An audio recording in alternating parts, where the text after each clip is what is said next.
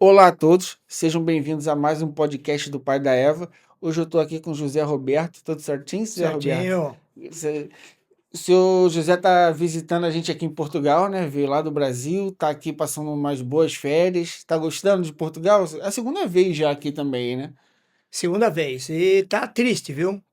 40 dias, não recomendo pra ninguém. 40 dias, meu, pesado. Só passeando, comendo e dormindo. Mas merece, deu umas férias descansadas. O senhor José foi avô há pouco tempo. Não há pouco tempo, mas ele é avô. E eu tenho algumas dúvidas também, né, para perguntar sobre isso. Eu acho que seria um bom começo para a gente aqui. É, o que que o senhor acha que é a. O senhor é pai de duas meninas e o senhor também é avô. O que que você acha que é a. Você consegue explicar um pouco as diferenças? O senhor nota, ou meio que é a mesma. Obviamente que é diferente, mas não dá para notar nada. Ou o senhor já nesse, digamos assim, pouco tempo já nota algumas diferenças? A sua neta está longe, né? Você vive no Brasil, a sua neta vive em Portugal. Então, como é que é lidar com essa questão de ser avô à distância? Fala um pouco pra gente aí desse mix. Ah, é diferente. Por exemplo, eu tive duas meninas, experiência de pai, você vai convivendo, duas meninas, inclusive a gente queria um menino, veio duas meninas, e espetacular. Aí veio a netinha Eva, e a gente está esperando agora com a Eva mais experiência, né? Nós temos mais experiência. E ficar de longe é uma experiência assim, como é que eu vou dizer? Ainda bem que hoje existe videochamada, tal, mas não é muito bom ficar longe, não. E eu tô curtindo bastante aqui a Eva. Ah, que bom, que legal. Mas, por exemplo, o senhor, quando vê ela de longe, né? Por videochamada, lá no Brasil, o senhor fica tipo. Sente saudade dela, assim? Ou como é que é um pouco disso, assim? Sim, saudade. Nós estamos aqui pessoalmente, imagina quando te foi embora. É outra coisa, pessoalmente é outra coisa. Mas é que eu digo, né? A videochamada corta um pouquinho da distância, mas pessoalmente é espetacular. Tô curtindo demais. Quando o senhor chegou aqui para ficar com ela, você achou que ela ia estranhar? Porque como é que foi quando você encontrou ela assim e começou a conviver com ela, o senhor se surpreendeu? Era o que o senhor esperava? Não, me surpreendi. Eu achei que ela não fosse, interagir com a gente, como ela interagiu. No aeroporto ela já veio correndo abraçar a gente, foi assim, foi uma coisa, assim, bacana demais. E agora aqui ela já acorda perguntando: "Cadê vovô? Cadê vovó?" E eu me sinto gratificado. E outra, menina é diferente. Você no pai de menina é diferente. O que que o senhor recomendaria para um jovem pai de menina, e o senhor que já tem duas meninas aí já criadas? O que que você nota que deveria prestar atenção? Quais são as dicas assim? A menina, eu, por experiência que eu tenho na família, é mais fácil de criar. O menino já é mais difícil, o garoto já quer sair para rua, e hoje a amizade, principalmente onde a gente vive no Brasil, a amizade leva muito para outros caminhos, e as meninas eu acredito que é mais caseira. Eu acredito que a menina é mais caseira, e a experiência que eu tive com a Mariana e com a Júlia. Mas, por exemplo, ir para o pai, por exemplo, o senhor passou por muita coisa. Eu sou pai de menina. Qual a dica que o senhor me daria no sentido assim, o senhor olhando para a história, tipo assim, tenta tomar cuidado com isso, nessa idade vai ser mais chato, essa idade é mais legal, ou não tem nada disso? Tem sim, tem que ser sincero, tem que conversar com a menina, falar de todos os assuntos, principalmente amizade na escola. Vamos fazer aquilo, vamos para aí, vamos sair. Dizer a realidade. Se o colega te puxar para um assunto que você está desconfiado, conversar com o pai, com a mãe. E uma coisa importantíssima que a gente fez é levar, se possível, levar e buscar na escola, mostrar que tem pai e ficar em cima. E dizer a verdade para a menina. Eu acho, como experiência que eu tive dos meninos, eu acho muito mais fácil de criar do que menino. Tu achou mais fácil, mas, mas é também isso é um pouco complicado, porque o senhor acha mais fácil, mas o senhor não teve menino, né? Eu não tive menino, mas eu tenho experiência de meninos da família, que Mas não foram criados pelo seu Zé Roberto, sim, né? mas foi pesado. Foi menino, eu acredito que o menino desanda mais fácil. Ele vai naquela de conversa assim: "Ah, vamos fazer aquilo ali. Ah, mas se você não fizer, você não é homem. Você tá com medo do papai e da mamãe". Eu acho que a menina é diferente desse até as próprias colegas já muda o assunto. Eu acho que é mais fácil criar menina por causa disso aí. Porque quando a gente é menino, realmente tem isso, né? Do tipo assim, ah, não tem coragem de fazer isso, ah, duvido. E o homem, ele quer se provar, né? Ele tem essa. Culturalmente, a gente tem essa coisa de querer se provar, e de que, ah, fulano fez, então, você não consegue, não. Aí você quer lá para mostrar que você também pode fazer, e realmente isso faz total sentido. É, seu Zé. O senhor é nascido em São Paulo, que nasceu, cresceu em São Paulo, sempre viveu sua vida toda em São Paulo? Sim, sou paulista, do bairro da Pompeia, e hoje depois que a gente casou, nós mudamos para Pirituba, continua também em São Paulo, e os dois bairros são bacana de morar. Pompeia já é mais difícil, vamos voltar ao assunto do menino. Na Pompeia eu senti que existe muito problema com garoto. Essa história de vem pra cá, você não é homem, e hoje a droga corre solto. Então, eu hoje, se eu pudesse escolher entre Pompeia e Pirituba, eu continuo com Pirituba, mesmo porque no bairro onde eu moro, eu fiz bastante amizade e eu sou muito feliz lá. Ah, que bom, que bom. E o senhor nota muita, assim, obviamente que tem, mas realmente muita diferença do seu tempo de infância para as de hoje em dia. Por exemplo, como o senhor hoje em dia tem muito contato ainda com a região que o senhor cresceu, né, como criança. Você nota que a rotina, antigamente as crianças talvez ficavam mais na rua, hoje em dia o senhor passa lá e não vê criança na rua. Tem esse tipo de coisa nessas regiões, da diferença da infância da sua época para a infância agora? Sim, muita diferença. Nossa época a gente ficava até tarde na rua e brincava disso, daquilo, amarelinha, e tinha o respeito com os pais também, né? O pai falava, chega, chega. Hoje em dia não tem mais respeito, né? Na época que eu era mais jovem, eu gostava de rock, salão de baile, e meu pai falava, determinado horário você tem que estar aqui. Eu sempre tive isso, meu pai procurava manter esse horário em cima para continuar tendo respeito com meu pai. Mas hoje, hoje a diferença é muito grande. Antigamente você saía na rua até tarde, passava uma polícia, não interpelava você, não pedia documento. Hoje em dia você saiu até tarde na rua, você corre risco de ser assaltado, que hoje está tendo muita violência. E a diferença entre a minha época e a época de hoje é bem pesada. E como é que um jovem roqueiro paulista aproveitava, curtia o rock na sua época? Ah, sim. Salão de Onde é baile, que né? era? Como é que era? Tinha lá perto de casa, tinha o Super Som Calu, que a gente ficava. O baile era até meia-noite, não tinha aquele baile extrapolava. A casa de som era isolada, não tinha aquele som atrapalhando a vizinhança, que hoje é um grande problema em São Paulo. E a gente ficava meia-noite ia embora, trocava uma ideia com os amigos. Inclusive, eu tinha um pessoal que tinha uma bandinha de rock ali na Caiubi, na Pompeia. E a gente curtia bastante. É diferente demais da data de hoje. Hoje você não pode ficar até tarde na rua.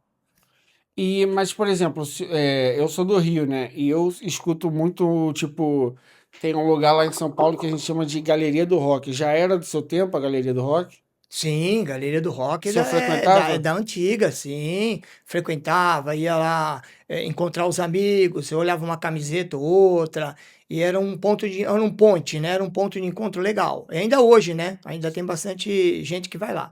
Mas lá é o quê? São lojas de disco, de roupa.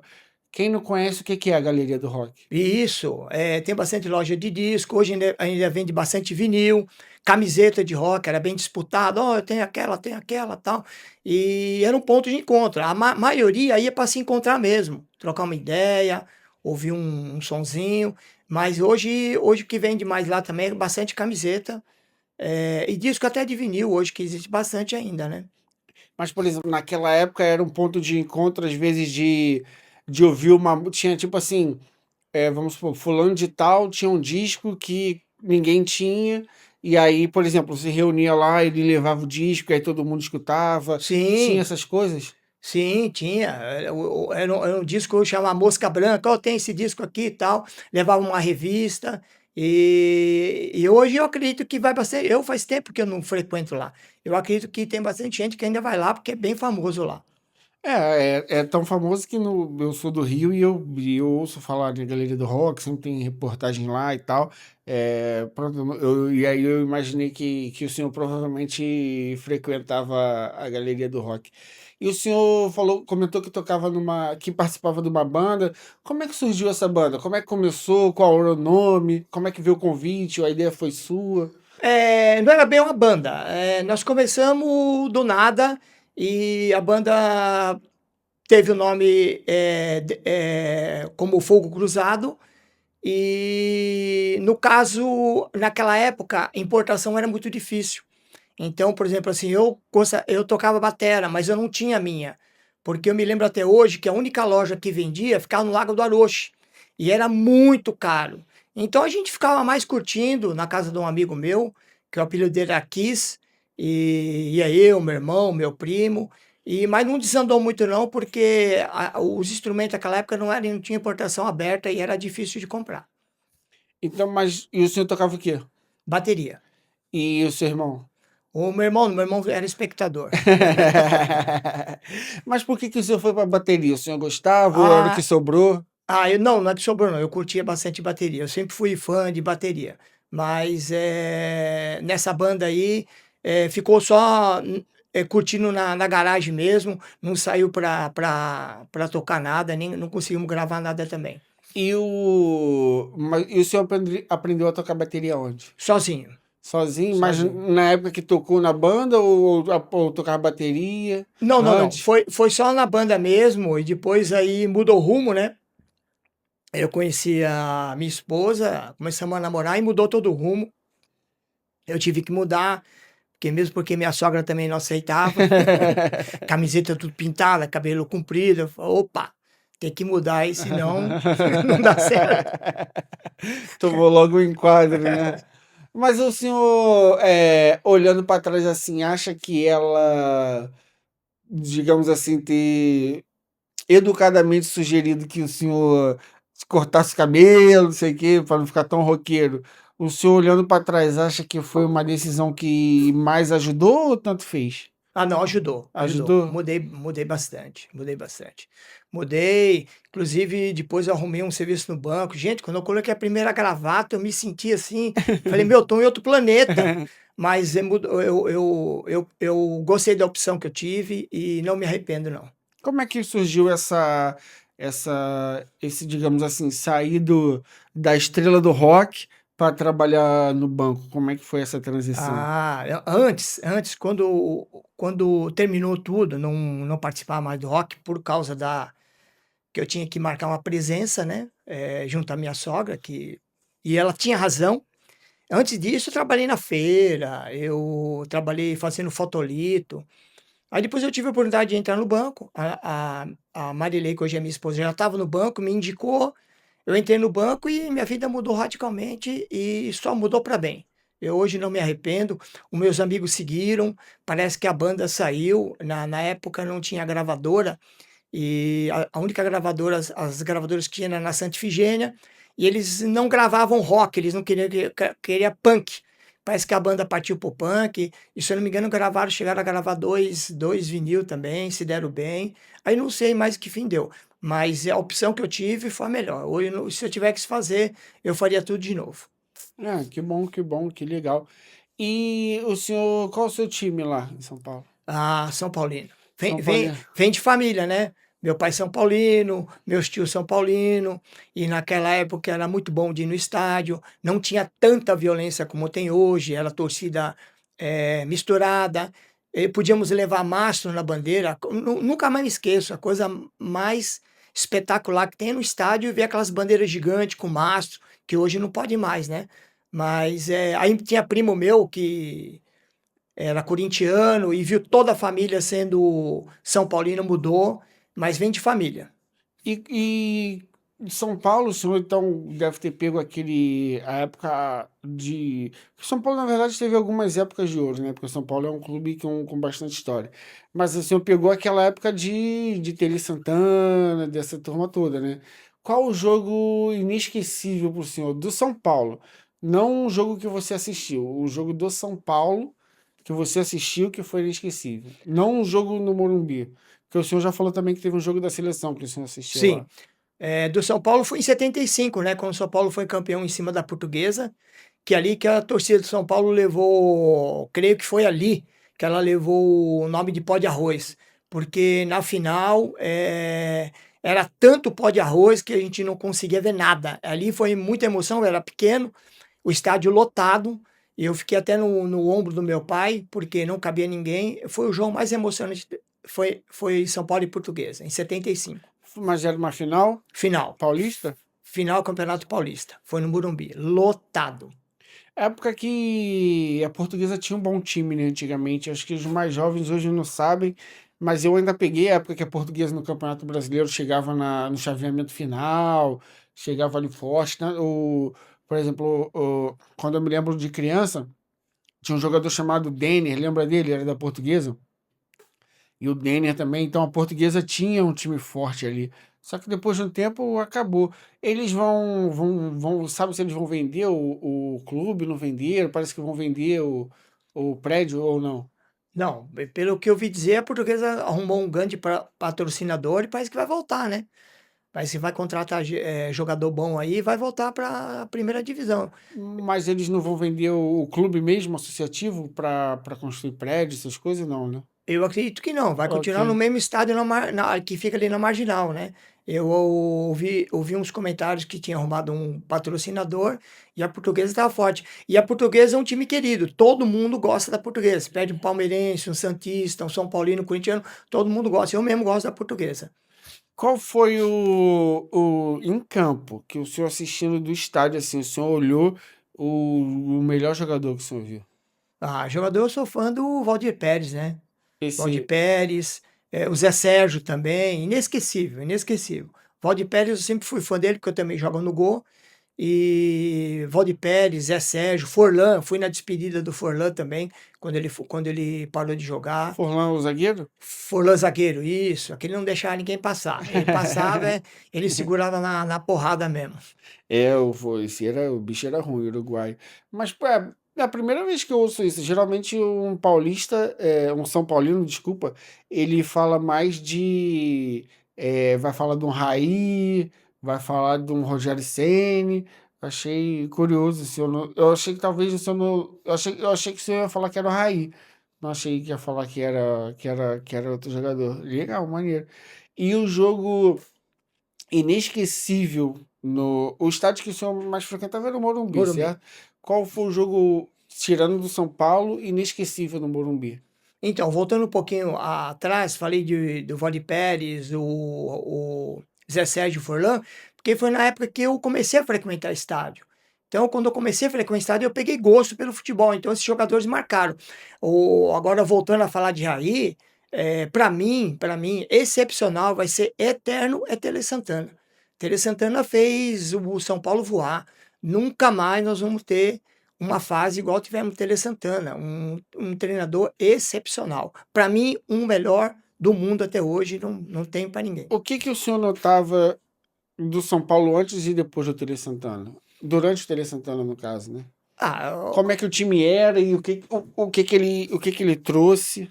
antes do Tele Santana, passava muitos técnicos, né? O Tele Santana implantou aquele jogo, jogar para frente. Você não viu o São Paulo jogar para trás. E é importante, não dá pontapé. Então, e outra, ele veio da seleção, ele é conhecido como pé frio. E o importante para mim, que nem hoje o São Paulo. Hoje o São Paulo, o time, o jogador que mais joga no São Paulo é o Arboleda de goleiro, porque só fica jogando para trás. E na época do Tele não tinha bola para trás, era bola para frente. E fez que o São Paulo conseguisse aí praticamente ser tri do mundo, né? O São Paulo acho que do Brasil é o que não tem ninguém que tenha pelo menos mais títulos assim, importantes do que o São Paulo, né? Libertadores, Mundial.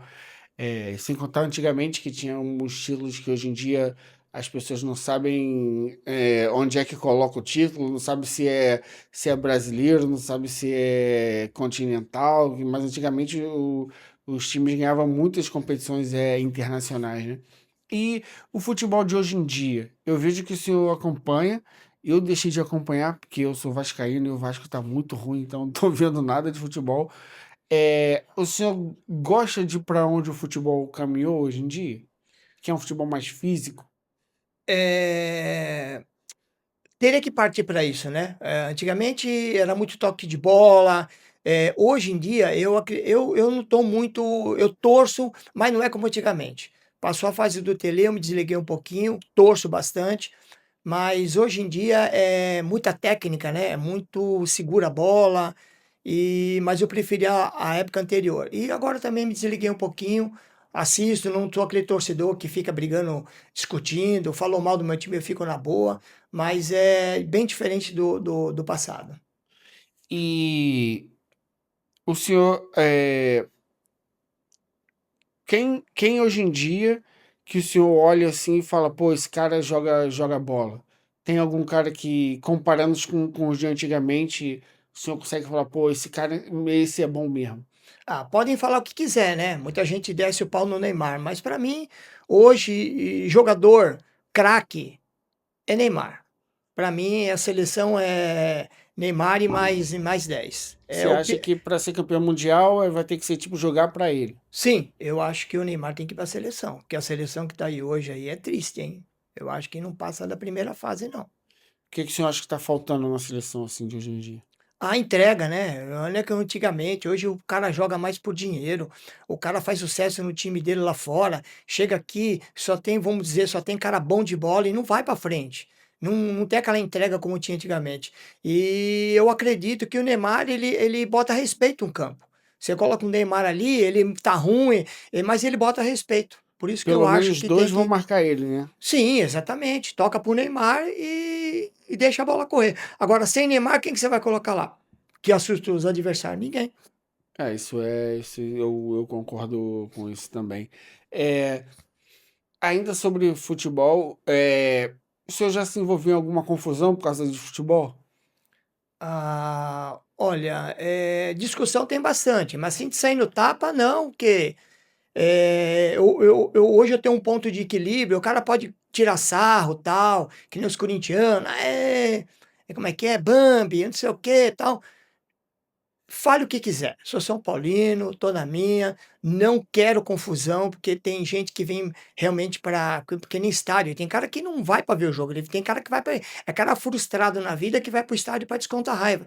Então hoje eu não entro em discussão, já tive assim no passado muita discussão, mas sem sair no tapa, sem agressão, mas tive bastante já. Qual foi a maior loucura que o senhor acha que já fez sobre futebol? Loucura no campo de futebol, foi no jogo do Brasil. Brasil, se eu não me engano, Brasil ou na época era a União Soviética, se eu não me engano, Morumbi tinha mais ou menos, eu acho que umas 4 vezes o que cabia no Morumbi fora. Chegamos atrasado, conseguimos colocar a gente para dentro, puxando lá para cima, e eu juro para vocês que eu achei que o estádio ia cair. Meu, porque aquilo balançava demais, era muita gente fumando maconha, aquilo era uma chaminé. E eu fiquei lá em cima, eu jurei para mim, o jogo do Brasil nunca mais eu venho, porque o estádio chegava a balançar meio metro, o pessoal batia o pé, eu falei, isso vai cair. E por Deus não caiu. E a gente ouvia na rádio quando a gente estava indo, não venha mais para o Morumbi, porque não tem como entrar. Mas insistimos. Aí um amigo puxou o outro, puxamos, nós fomos puxados lá para dentro. E ainda bem que meu pai e minha mãe ficou no carro, e essa foi uma loucura. E jogo do Brasil, se for nessas condições, nunca mais. É, tirando futebol, e obviamente sua família. Qual é a sua maior paixão? Paixão. Cara, eu sei que é proibido, eu sei que é complicado, mas é o balão e o pipa. O balão, o senhor, como é que funciona isso do balão? Hoje em dia, eu sei, e não estou falando de demagogia, eu sei que o senhor não solta mais balão realmente, mas o senhor deixou de soltar por causa de uma situação com a sua esposa, né? Que fez um checkmate. Conta essa história aí. Não, não, não. Nós deixamos de fazer balão justamente por causa da lei, né? Porque minha mulher via falando, se você for preso e tiver 5 pau de multa, nem volta para casa, ia ficar preso. Então, paramos.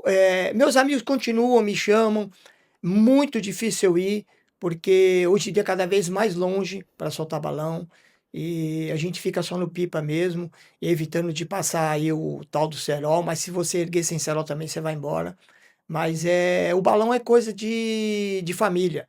Meu pai mesmo, na Segunda Guerra Mundial, meu pai conta que ele morava ali na Alameda Nótima, com a Rio Branco, e ele foi encher um balão, até que porte médio, o balão com a bandeira do Brasil, foi preso, minha avó teve que buscar ele na delegacia, foi uma confusão danada. Então, desde essa época, o balão, eu acho que é demagogia proibir o balão. Por exemplo, aqui hoje eu estou em Portugal, fui na festa de São João, espetacular, balão de 1,5 m, não derruba nada, não bota fogo em nada, os balões caíam apagados, vi milhares de balão, fazia tempo que eu não via essa época.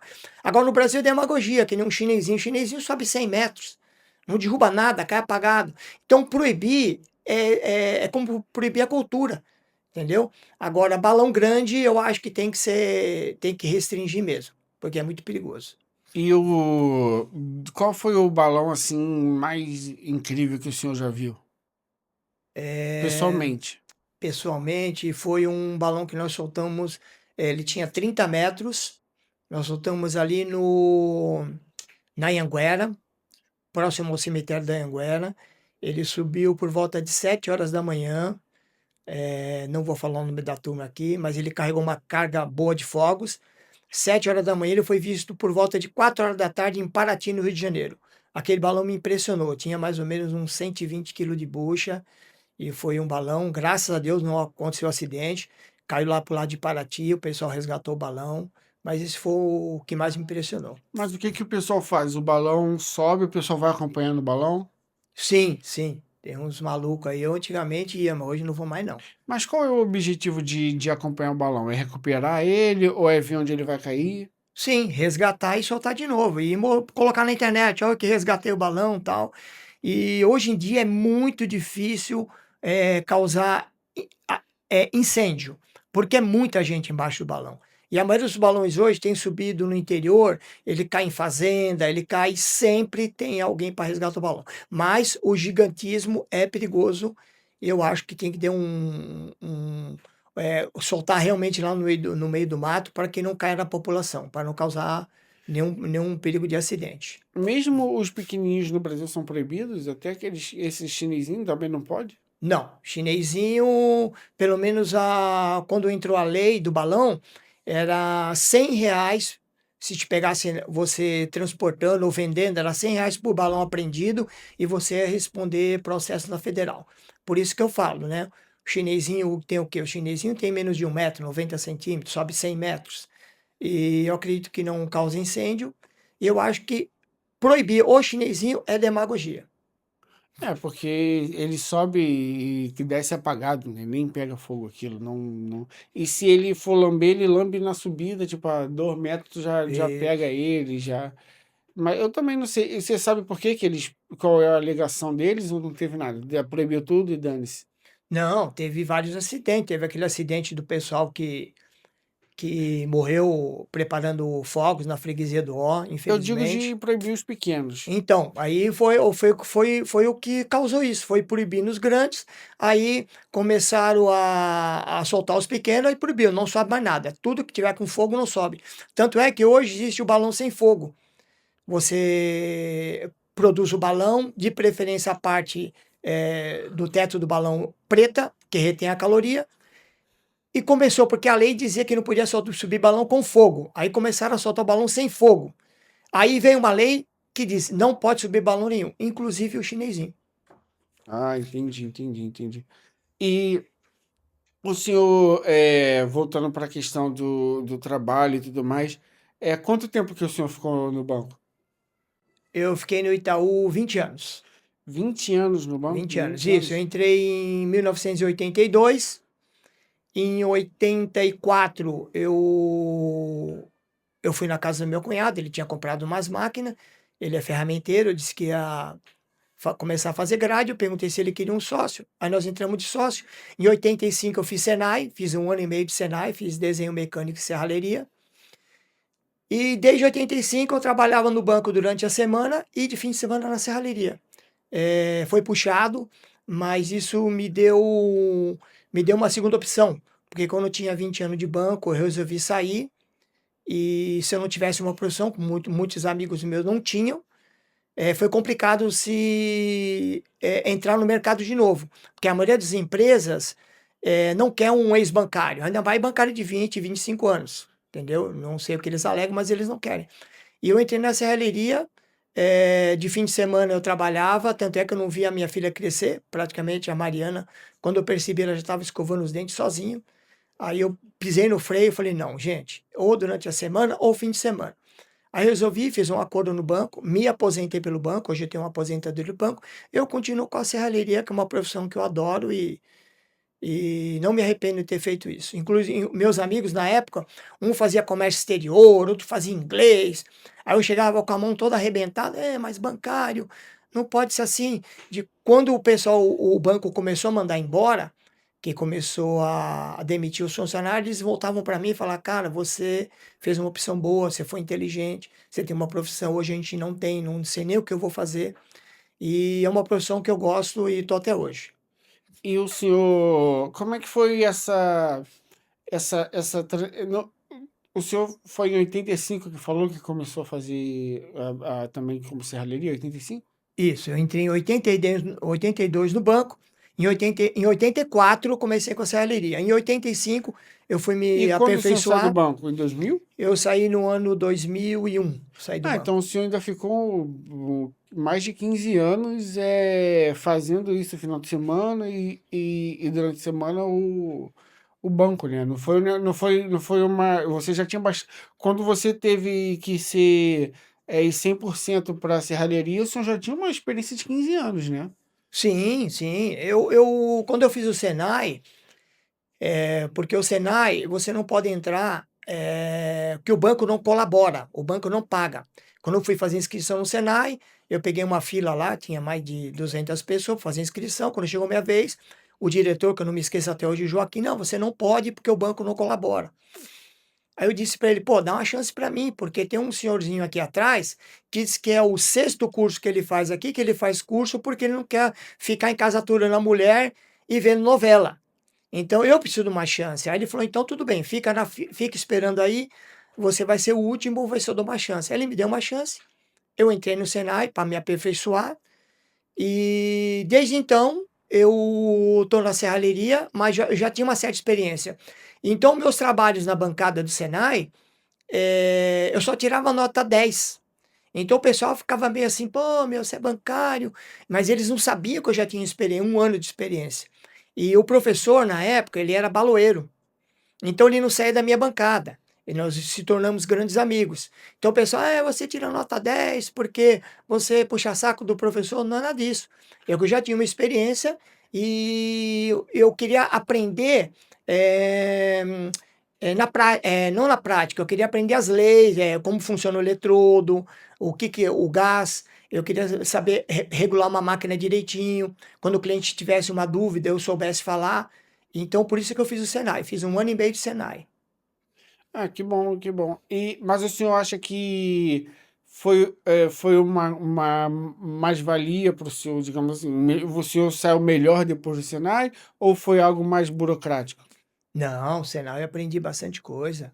Aprendi como se fala na teoria, muita coisa que você fala assim, uma solda aqui, tira a casquinha. Não é casquinha, é outro nome que lhe dá, né? Escória. Então, o Senai eu aprendi muita coisa, fiz amizade, recomendo aquele que quiser fazer o Senai é disciplina, você tem horário para entrar, você tem horário para a bancada não pode estar suja. Então, o Senai é espetacular, aprendi muita coisa no Senai. Ah, que bom, que bom, que bom.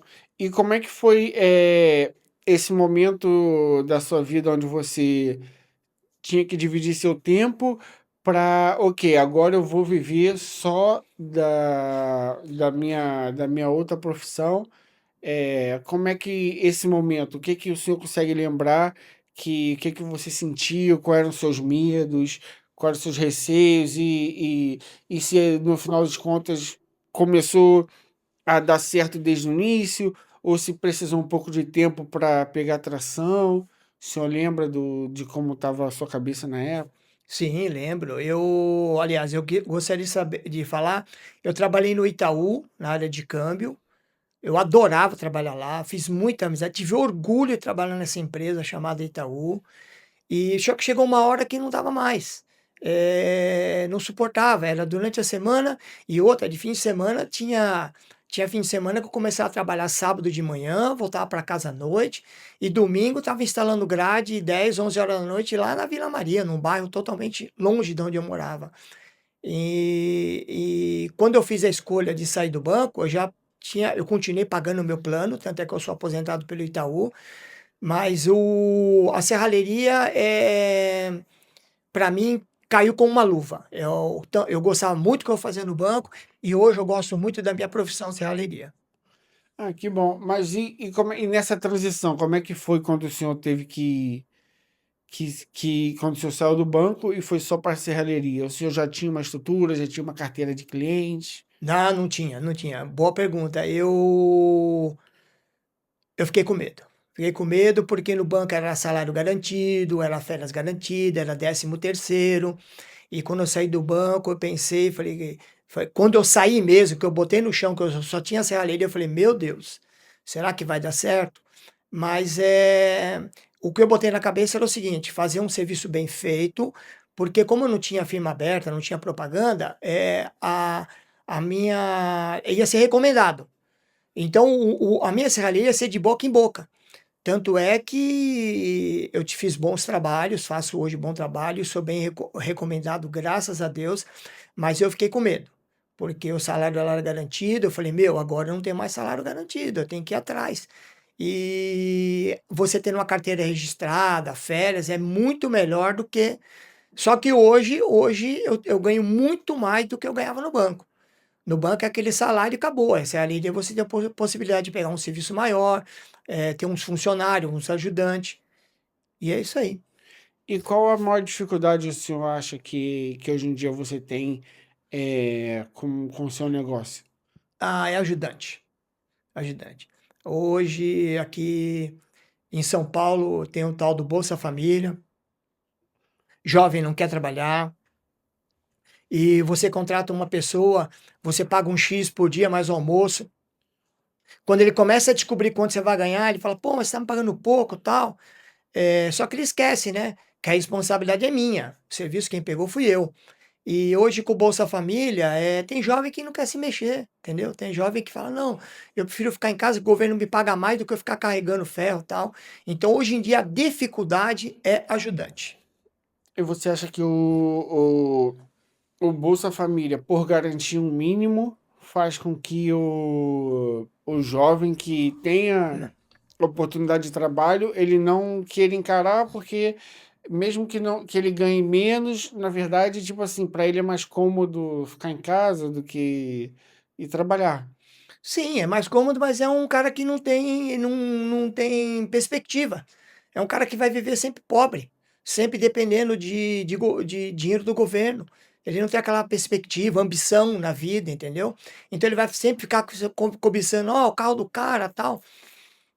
Uma vez eu fui para uma obra, nós estávamos trocando o telhado, uns prédios ali no Giovanni Gronk, e eu encostei com o meu carro e o cara, pô, meu, carrão, hein, meu, vou virar telhadista. Eu falei, não, precisa virar telhadista, esse carro aqui paga prestação, é só fazer o nome limpo, fazer o carnezinho que você consegue, entendeu?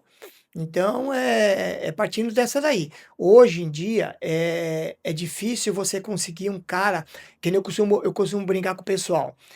Ajudante, eu pago R$ 120 mais o almoço, sem celular.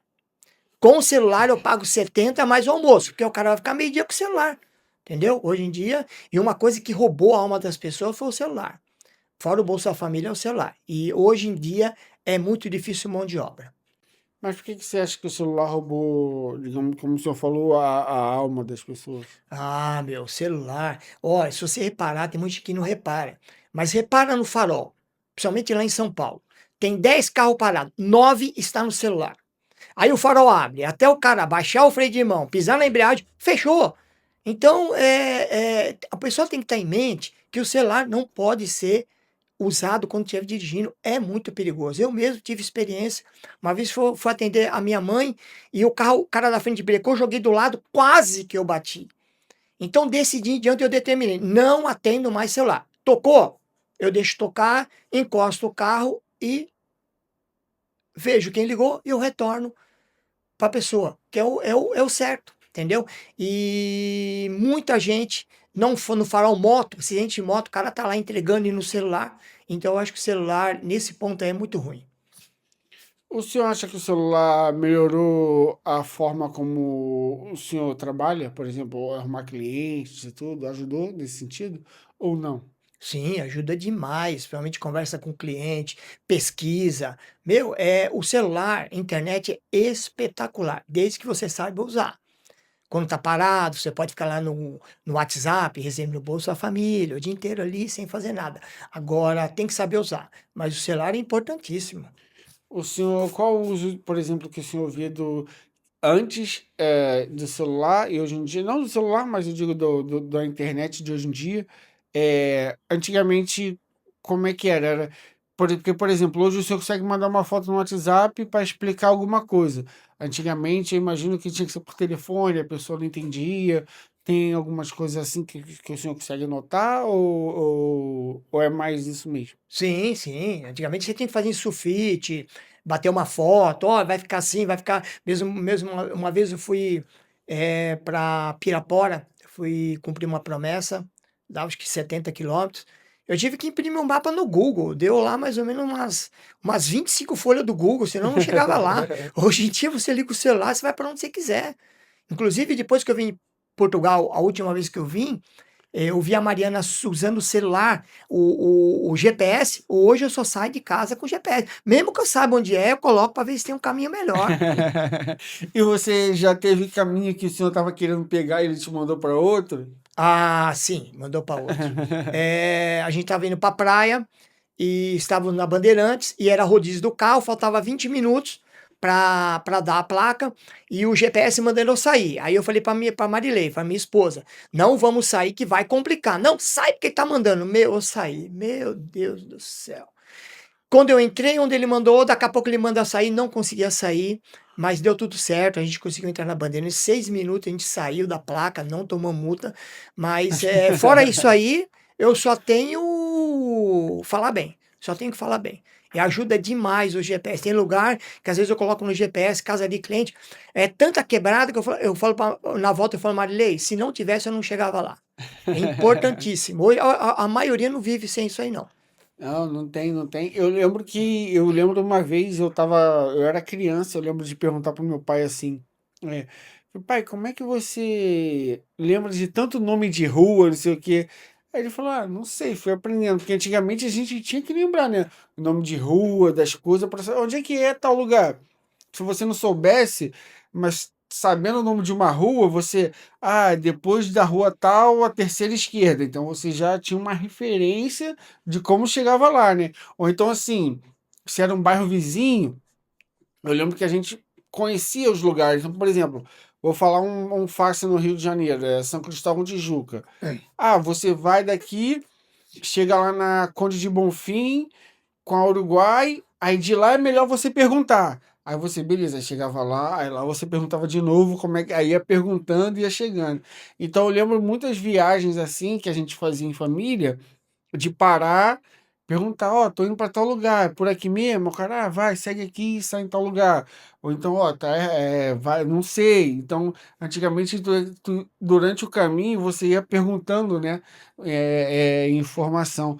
E o senhor costumava viajar muito com a família de carro?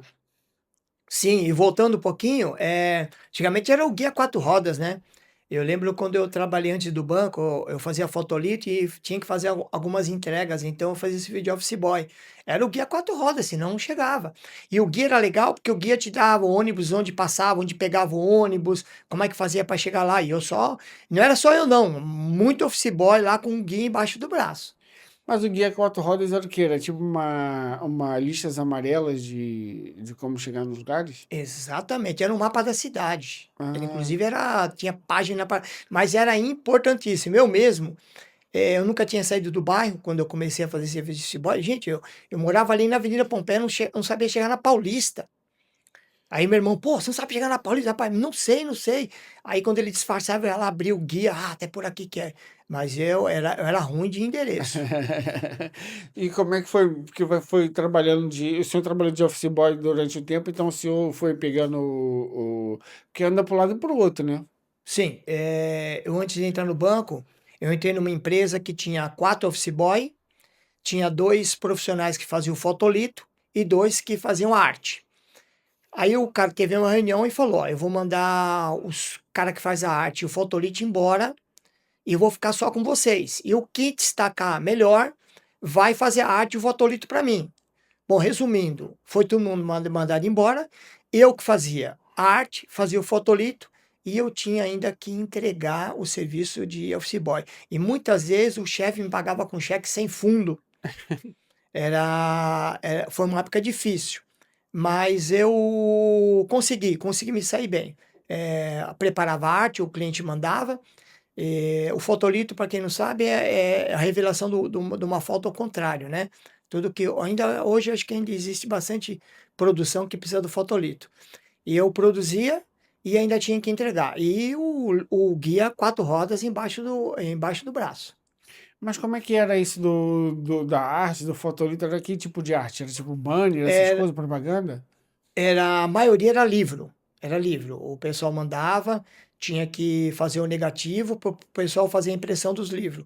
A maioria que eu tinha lá era tudo livro, jornais de bairro e algum tipo de receita, de remédio que mandava para lá, a gente fazia. Mas era o livro, tipo, era a capa do livro ou o livro todo? O livro todo. E Ah, o difícil fotolito é que você tinha que fazer a foto e fazer o verso da foto e você tinha que retocar. Onde tinha alguma marquinha, você tinha que passar uma tinta vermelha. Então você precisava ter a vista boa e era difícil. Às vezes tinha livro lá que tinha 120, 130 páginas e não podia ter falha nenhuma. Se tivesse falha, os caras devolviam. como é que o senhor foi parar nesse emprego aí? Esse emprego foi um amigo meu que levou, né? Eu estava em fase de exército, como eu te falei. Eu tinha conhecido a minha esposa e eu tinha que arrumar um serviço, eu tinha que fazer alguma coisa para impressionar minha sogra, senão não ia sair nada, né. Minha sogra olhando feio: "Ah, esse rapaz aí não tem futuro, tal", e eu tinha que provar. E eu entrei nessa daí, era o quarto office boy, mandaram todo mundo embora e eu fiquei como fazendo tudo isso, toda essa arte toda, aprendi muita coisa, é uma profissão também que eu aprendi, foi muito bom. Mas o problema é que recebia com cheque sem fundo, eu trabalhava de segunda a segunda, eu não tinha nem sábado e domingo livre, foi barra pesada, mas uma experiência que valeu a pena. Não, mas como eu digo, como é que o senhor foi parar lá? Foi tipo assim, foi mandando currículo, alguém trabalhava lá, te conhecia, te chamou? Não, um amigo meu trabalhava lá. Ah, Ele, mas...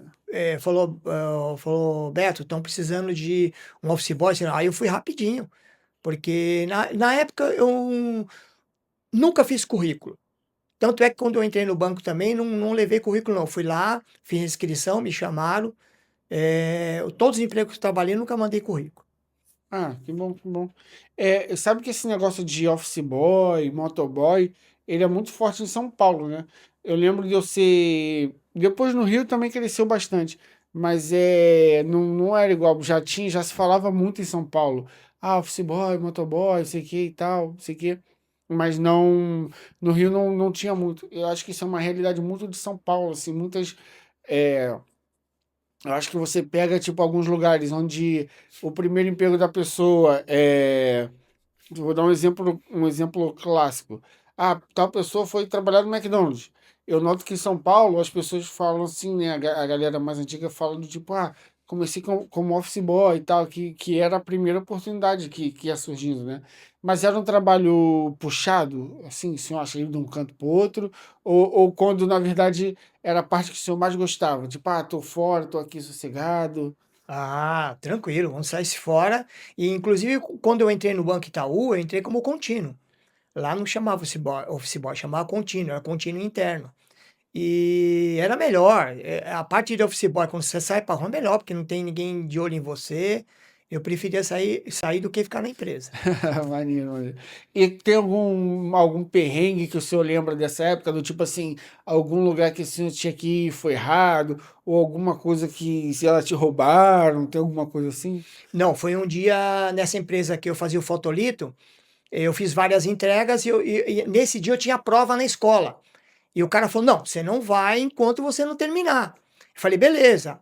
Aí na última entrega não tinha tanta pressa. O que, que eu fiz? Eu fui para a escola. Só que antes de ir para a escola, eu fui para casa, troquei de roupa, fui para a escola fazer a prova e o patrão ficou na empresa. Escuta, você já levou lá tal? Eu falei assim: ó, eu me enrolei, eu não sabia. Eu falei: meu, tem que falar alguma coisa. Eu falei: não, eu fui lá e não tinha ninguém. E eu vim embora. Aí, mas onde você tá? Eu tô chegando na empresa. Aí é mentira, eu tava na escola.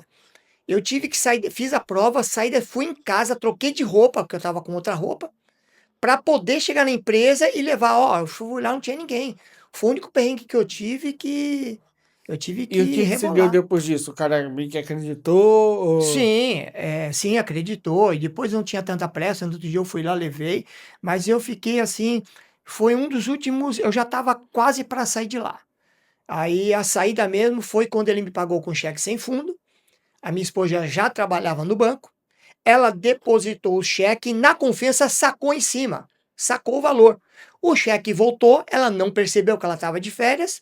E o bancário, se tiver um cheque sem fundo por 30 dias, você perde o emprego.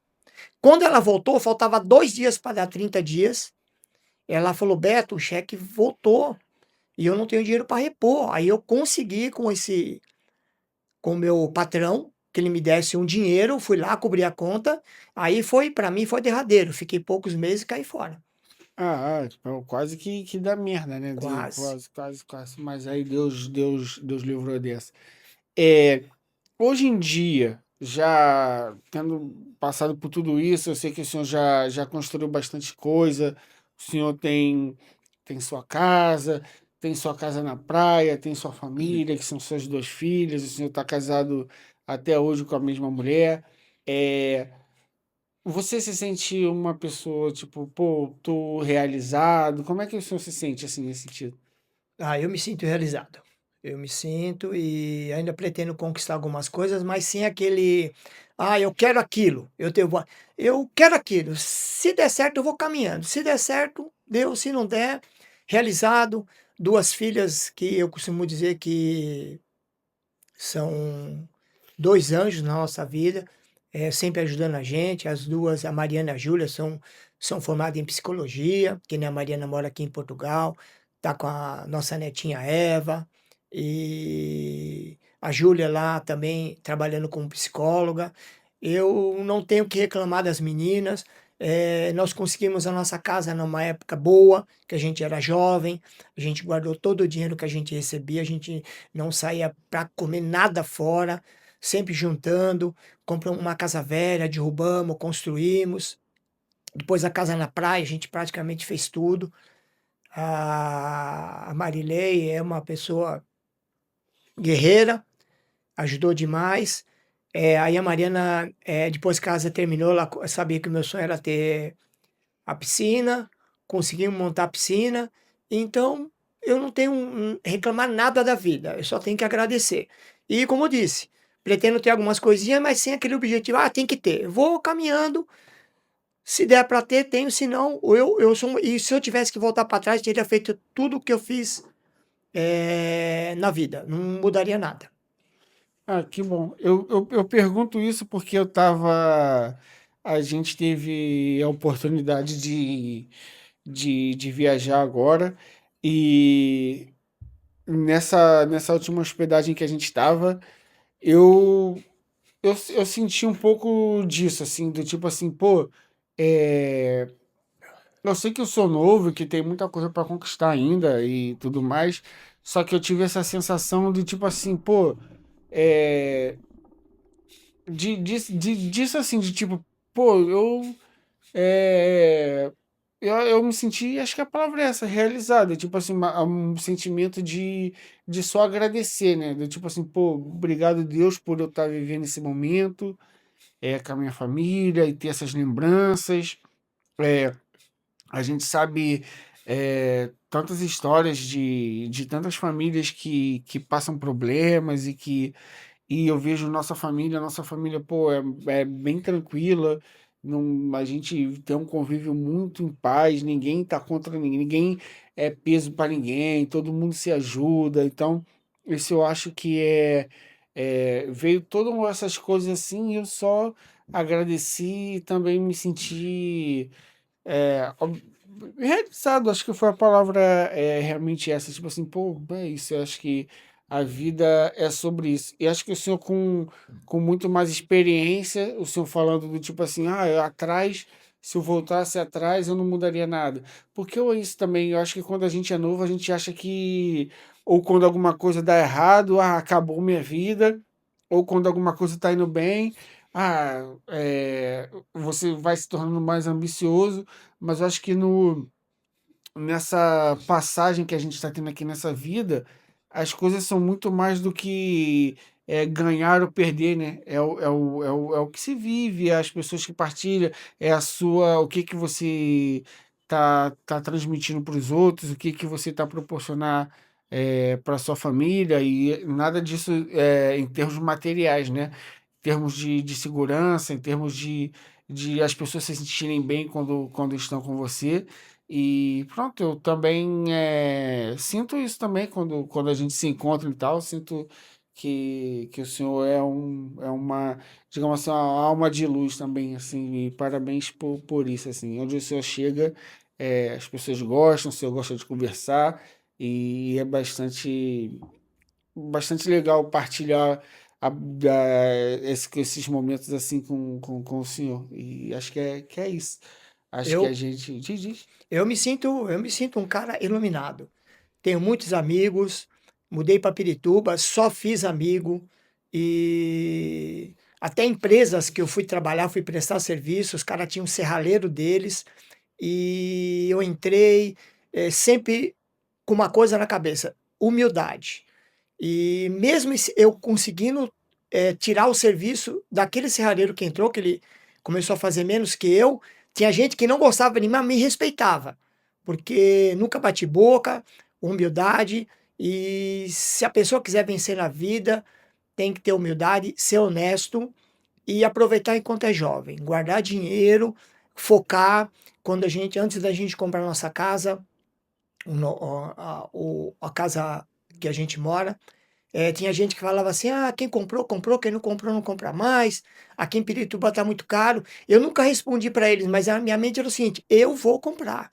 Eu determinei que eu ia comprar. E graças a Deus, tudo que a gente planejou deu tudo certo. Tanto é que nós compramos nossa casa, nós ficamos praticamente 6 anos juntando dinheiro. Vendemos 2 terrenos que a gente tinha para poder somar um valor que a gente precisava. Assim que a gente comprou, assinamos a escritura, 39 dias, o Collor tomou o dinheiro da poupança. Nós não levou nada. Então eu acredito que quem trabalha, quem tem fé em Deus, segue em frente que consegue, mas aproveite enquanto é novo. Hoje eu sou realizado, tenho minha casa, uma casa boa, tenho a Mariana que mora aqui em Portugal, tenho a Júlia que mora com a gente, espero que ela não vá embora, que minha casa é grande, tenho minha casa na praia, hoje eu estou com 3 carros, comprei mais um agora para trabalhar. E daqui para frente o que eu conseguir é lucro. E agradecer sempre a Deus. e tem que ter humildade. Você tendo humildade, você vai longe demais. Quais são o você comentou de agora, né, e se o senhor puder partilhar, quais são, os sonhos que ainda estão que o senhor quer tentar realizar? Ah, eu queria uma chacrinha para mim, hein? Mas a minha esposa falou: "Você comprar, você vai sozinho". Ela falou: "Você vai sozinho. Se for formada a chácara, eu vou, se não". Aí a gente vê naqueles vídeos, né: compra a chácara, só vai para cortar mato". Mas é assim, eu quero, mas, não é o meu foco principal. Eu quero, vamos deixar rolar. Se eu chegar a ter, beleza, se também não tiver, tô feliz com tudo que eu tenho, amo tudo que Deus me deu. A nossa família é uma família unida, é uma coisa muito importante. As meninas, sempre que a gente precisa, ela socorre, sempre que as meninas precisam, a gente socorre. Não tenho o que reclamar, meu irmão, minha irmã, e é isso aí. Tem que ter humildade e bola para frente. Ah, maneiro, maneiro. Então, acho que é isso. Vou encaminhando aqui pro final. O senhor quer deixar algum recado, alguma palavra final? Tá tudo certo? É isso aí. Mês que vem estou no meu Brasil, verde e amarelo, de coração, pátria que eu amo, apesar desse país maravilhoso que recebeu a gente aqui, não tenho o que reclamar, fiz muita amizade. Português tem um coração grande, recebeu a gente bem, mas eu tô com saudade da minha pátria. E se Deus quiser, dia 15 a gente está voltando para o Brasil. Que bom, que bom. Então, obrigado a você que acompanhou até aqui. Deixe seu like, curta, compartilhe, deixe seu comentário, ajuda a gente. Sigam nas redes sociais. Vai estar tudo aqui na descrição. E até o próximo Pai da Eva. Valeu.